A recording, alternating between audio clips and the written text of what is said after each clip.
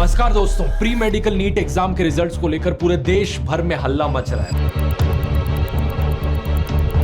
वैसे तो इस एग्जाम को 23 लाख स्टूडेंट्स ने इस साल दिया है, लेकिन बात सिर्फ इन 23 लाख स्टूडेंट्स की नहीं है। बात देश के हर एक स्टूडेंट की है जो एक्सपेक्ट करता है कि उसे फेयर चांस मिलेगा अच्छे कॉलेज में एडमिशन लेने के लिए। बात देश के हर एक बच्चे की है जिसे लगता है कि मेहनत करके पढ़ाई करने से उसे एक अच्छा भविष्य मिलेगा। हम सब जानते हैं दोस्तों, हमारे देश में वैसे ही स्टूडेंट्स पर जबरदस्त प्रेशर रहता है। कॉम्पिटिशन बहुत टफ है। देश में अच्छे कॉलेजेस की सख्त कमी है, अच्छे कॉलेजेस में सीटों की सख्त कमी है, और अब सीटों के लिए जो एग्जाम्स कंडक्ट कराए जा रहे हैं, अगर वो भी ढंग से नहीं कराए जाएंगे तो क्या उम्मीद रह जाएगी देश के फ्यूचर के लिए। पेपर्स का लीक हो जाना या खराब तरीके से एग्जाम्स कंडक्ट करना, ये पिछले कुछ सालों से आम बात बन चुकी है। पिछले ही महीने एग्जाम हो जाने के कुछ दिन बाद पटना पुलिस ने 13 लोगों को पेपर लीक करने के जुर्म में अरेस्ट किया था। ये लोग 30 से 50 लाख रुपए चार्ज कर रहे थे हर एक स्टूडेंट से लीक्ड पेपर के लिए। इतना ही नहीं, 10 मई की इस खबर को भी देखिए। गुजरात में पूरा का पूरा रैकेट बस्ट किया गया।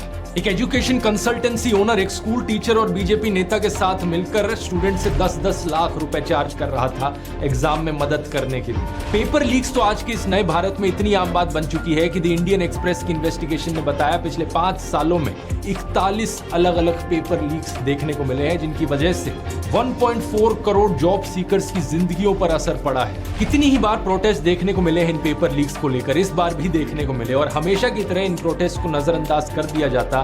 लेकिन बात इस बार सिर्फ पेपर लीक्स तक नहीं रुकी। जब 4 जून को नीट एग्जाम के रिजल्ट सामने आए तो कुछ अनबिलीवेबल इररेगुलैरिटीज देखने को मिली। एक बड़े स्केल पर किया गया स्कैम इसे कहा जा रहा है। ट्रांसपेरेंसी, ट्रांसपेरेंट, ये थोड़ी ट्रांसपेरेंट होता है। ट्रांसपेरेंट होता है, आप खुद से आके बताइए। हमारी रूह क्या उठती है जब उस बच्चे का वीडियो देखते हैं। पूरे देश भर के विद्यार्थियों के साथ छलावा किया है।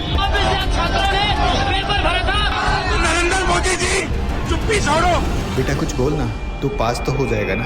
इमेजिन करो दोस्तों, एक स्टूडेंट पर क्या बीतती होगी। कोई 16-17 साल का लड़का दिन रात मेहनत करके साल भर लगाता है इस एक एग्जाम की तैयारी करने में, और फिर ये स्कैम की खबर सुनने को मिलती है। सारी मेहनत पर पानी फिर गया। इसलिए एक बड़ा सिंपल सा लेकिन जरूरी एडवाइस है, लाइफ में हमेशा एक प्लान बी या प्लान सी होना चाहिए। किसी एक एग्जाम के भरोसे अपने पूरे फ्यूचर को दांव पर मत लगाओ। आपके पास हमेशा कम से कम एक बैकअप प्लान तो जरूर होना चाहिए। और इसी से ही रिलेटेड मैं आपको ऑफर करना चाहूंगा, अगर आप में से कोई इंटरेस्टेड है यूट्यूब को अपना करियर बनाने में, तो मैंने पूरा एक 7.5 घंटे का कोर्स बनाया है, द यूट्यूब ब्लूप्रिंट। इसमें मैंने आपको स्टेप बाय स्टेप सिखाया है कैसे आप YouTube को अपनी पार्ट टाइम जॉब या फुल टाइम करियर बना सकते हैं। इस डिटेल्ड कोर्स में मैं आपको वो सब सिखाता हूं जिसकी आपको जरूरत है यूट्यूबर बनने के लिए। वीडियो एडिटिंग, फिल्म मेकिंग, पैसे कैसे कमाने हैं कंटेंट क्रिएशन में, इवन आपको कौन सा टॉपिक चुनना चाहिए अपना यूट्यूब चैनल बनाने के लिए, कौन से सबसे सक्सेसफुल नीशेज और जॉनरेज होते हैं। मैंने अपने 10 साल के यूट्यूब करियर में जितना कुछ सीखा है सब इस कोर्स में सिखाया है, सिर्फ एक मकसद से, ताकि आपको भी मौका मिल पाए इस फील्ड में करियर बनाने का।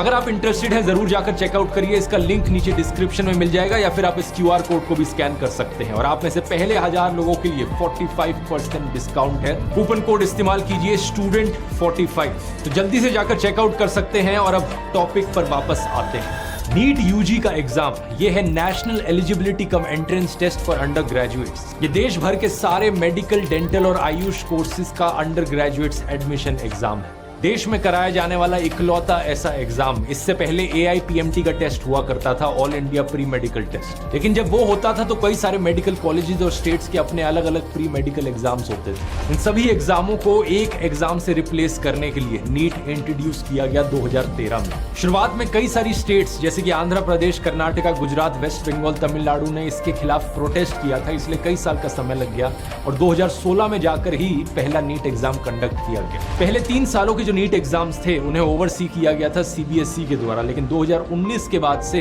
इन एग्जाम्स को कंडक्ट कराने की रिस्पॉन्सिबिलिटी NTA को दी गई। NTA यानी नेशनल टेस्टिंग एजेंसी, ये एक ऑटोनोमस एजेंसी है जिसे नवंबर 2017 में एस्टैब्लिश किया गया था under the department of higher education of the ministry of education of India. इस एजेंसी को बनाया तो इस उम्मीद से गया था कि इसके पास अपना इंडिपेंडेंस होगा, हमें ज्यादा ट्रांसपेरेंसी देखने को मिलेगी एग्जाम्स कंडक्ट कराते वक्त, लोगों का कॉन्फिडेंस बढ़ेगा इन एग्जाम्स को लेकर। लेकिन हुआ इसका उल्टा ही है। आज लोगों का सारा गुस्सा इस NTA की ओर देखने को मिल रहा है। क्या कारण है इसके पीछे, आइए थोड़ा गहराई से समझते हैं। बात क्या है दोस्तों, प्रॉब्लम्स इस एग्जाम के कंडक्ट होने से पहले ही शुरू हो गई थी। 9 फरवरी 2024 को एनटीए ने इस एग्जाम की रजिस्ट्रेशन ओपन करी थी और 1 महीने तक का समय दिया था। डेडलाइन थी 9 मार्च रजिस्टर करने की, जो कि नॉर्मल है, 1 महीने तक का समय दिया गया, लेकिन 9 मार्च को 1 हफ्ते के लिए और एक्सटेंड कर दिया जाता है इस डेडलाइन को। अब ये भी कोई इतनी बड़ी बात नहीं है, क्योंकि हो सकता है कुछ स्टूडेंट्स इतने मगन हो पढ़ाई करने में कि वो इस 1 महीने में रजिस्टर करना ही भूल गए एग्जाम के लिए। ठीक है, उनके लिए 1 हफ्ते और एक्सटेंड कर दी डेडलाइन,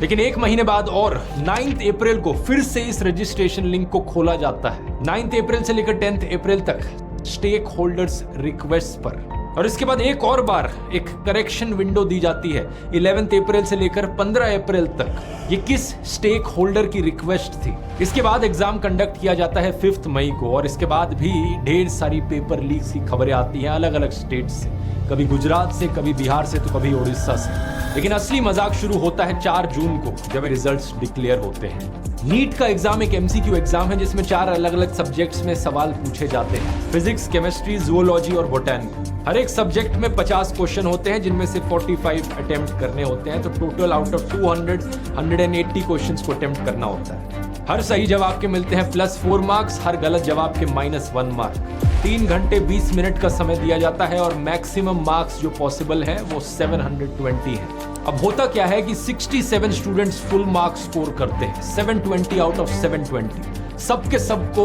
ऑल इंडिया रैंक 1 मिल जाती है। ये एक बहुत ही अजीब चीज है, क्योंकि पिछले साल जो एग्जाम हुआ था उसमें सिर्फ 2 लोगों ने टॉप किया था। उससे पिछले साल 2022 का जो नीट था उसमें 4 लोगों ने टॉप किया था, लेकिन किसी को भी फुल मार्क्स नहीं मिले थे। 715 हाईएस्ट स्कोर था। उससे पिछले साल 2021 में सिर्फ 3 लोगों ने टॉप किया था, और अब अचानक से 67 लोग टॉप करने लग गए। ये कैसे हो सकता है? एनटीए ने इसको लेकर 3 रीजंस दिए। पहला, एक ऑफिशियल ने उनके कहा कि इस साल का एग्जाम काफी आसान था, इसलिए इतने सारे लोगों ने टॉप कर दिया। लेकिन जब स्टूडेंट्स और एक्सपर्ट्स से पूछा गया तो उन्होंने रिजल्ट्स आने से पहले कहा था कि एक्चुअली में इस साल का एग्जाम तो बहुत टफ था।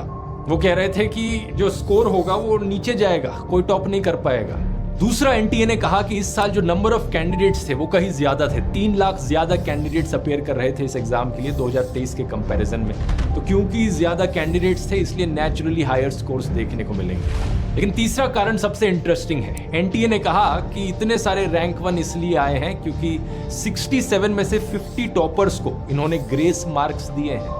इन 50 में से 44 स्टूडेंट्स को ग्रेस मार्क्स दिए गए क्योंकि आंसर कीज में कुछ डिस्क्रिपेंसी थी, और बाकी 6 स्टूडेंट्स को ग्रेस मार्क्स दिए गए टाइम रिलेटेड इश्यूज की वजह से। एक ये फिजिक्स का क्वेश्चन था इस एग्जाम में जिसमें 2 सही आंसर्स थे, क्योंकि एनसीईआरटी की एक पुराने एडिशन की टेक्स्ट बुक थी और एक नए एडिशन की टेक्स्ट बुक थी। दोनों में अलग अलग चीजें लिखी थी, तो सब्जेक्ट एक्सपर्ट्स ने कहा कि दोनों ऑप्शन को सही कहा जाना चाहिए। अब पहली बात तो क्या ये एग्जाम कंडक्ट कराने का कोई तरीका होता है? वहां स्टूडेंट्स 12-12, 13-13 घंटे पढ़ते रहते हैं एक साल के लिए, और यहाँ एनटीए से अपने क्वेश्चंस ढंग से नहीं लिखे जाते।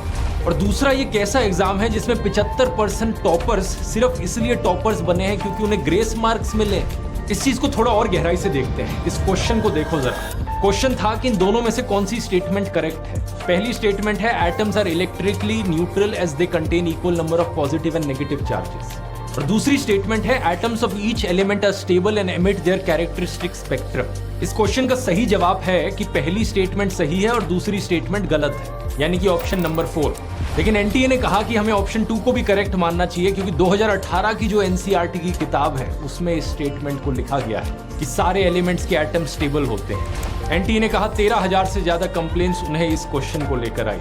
लेकिन क्या इस रीजन की वजह से गलत आंसर को सही कर देना सेंस बनाता है? क्योंकि 2018 के बाद से जितनी भी एनसीईआरटी की किताबें छपी हैं उन सब में इसको करेक्ट कर दिया गया था। और दूसरी बात, ये एक बड़ा ही सिंपल और लॉजिकल सा फिजिक्स का क्वेश्चन है जिसका जवाब एक 10th क्लास के बच्चे को भी पता हो। तो सवाल ये उठता है कि ये कौन से बच्चे हैं जो 6 साल पुराने एडिशन की किताब को पढ़ रहे हैं और उनके लिए यहाँ पर ग्रेस मार्क्स दिए गए? तो ये है एनटीए के 3 अलग अलग कारण, सारे के सारे फैक्चुअल और लॉजिकल लूप होल से भरे हुए। अगला सवाल ये उठता है कि ये 6 टॉपर्स कौन हैं जिन्हें ग्रेस मार्क्स दिए गए टाइम की कमी की वजह से? क्या ये सारे 6 टॉपर्स एक ही एग्जाम सेंटर से बिलोंग करते हैं? ये पॉसिबल है। ये 6 टॉपर्स उन 1563 स्टूडेंट्स का हिस्सा है जिन्हें लॉस ऑफ टाइम की वजह से ग्रेस मार्क्स दिए गए। और इनमें से कुछ स्टूडेंट्स ऐसे हैं जिन्हें 718 या 719 आउट ऑफ 720 मार्क्स मिल गए, जो कि टेक्निकली इम्पॉसिबल है मिलना, क्योंकि या तो आपको सही जवाब के +4 मिलेंगे या गलत जवाब के -1 मिलेंगे। तो नॉर्मल कंडीशंस में इस एग्जाम का स्कोर या तो किसी का 720 आ सकता है या 716 या 715 आ सकता है। 718, 19 पॉसिबल नहीं। ये दो स्टूडेंट्स जिनको ये स्कोर मिले ये भी उसी झज्जर सेंटर के हैं जिससे 6 टॉपर्स निकले हैं। जब एनटीए से पूछा गया कि उन्होंने ग्रेस मार्क्स क्यों दिए, तो उन्होंने कहा कि कई पिटीशंस फाइल करी गई थी नीट 2024 के कैंडिडेट्स के द्वारा high court of Punjab and Haryana के सामने। उन स्टूडेंट्स ने कहा था कि उन्हें लॉस ऑफ एग्जाम टाइम देखने को मिला, तो इसकी वजह से एनटीए ने उन्हें ग्रेस मार्क्स दिए।